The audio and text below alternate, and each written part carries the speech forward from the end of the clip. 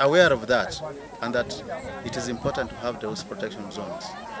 We've now come to talk to the communities here and tell them that these areas, the 200 protection zone, needs to be left intact, because these water levels we are seeing, which has risen on Lake Victoria, is not going to recede tomorrow. It's not like a river where it will just flow and get out, and you soon see a reduction in the water levels in the river. This one on the Lake Victoria is going to take some time, and still we are still getting more rains, meaning the water levels going to continue rising, and therefore the negative impacts are going to keep, people are going to continue being impacted upon.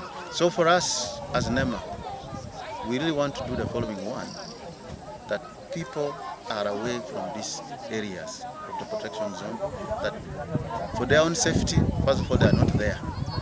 Because when a building is swallowed up by a lake, that means even human beings themselves are no longer safe staying in such a structure. Secondly, we want to restore the ecosystem functionality of these ecosystems, the protection zone of the lake, without this vegetation you see, like the one you're seeing on my left hand, because just right behind me is Lake Victoria. Without that vegetation, you see, the lake would actually be dead, because all the siltation from here would end up in the lake. The fish needs that for breeding. Without it, then the lake will not have no fish. So this we are doing is not for the benefit of either NEMA or government. It is the local communities first who benefit from this most.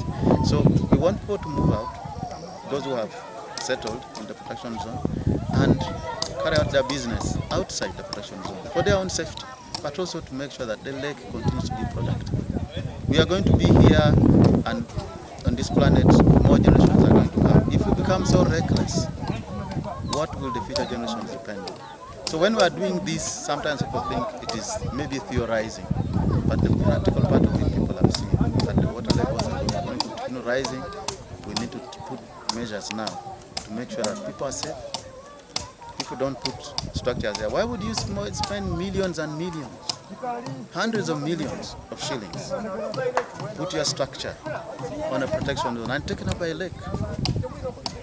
You could have invested somewhere else and you have a secure future. Why do you come where the water level definitely is high and the time to lose that structure? So people should invest wisely, other than take all the risks and go where the water is.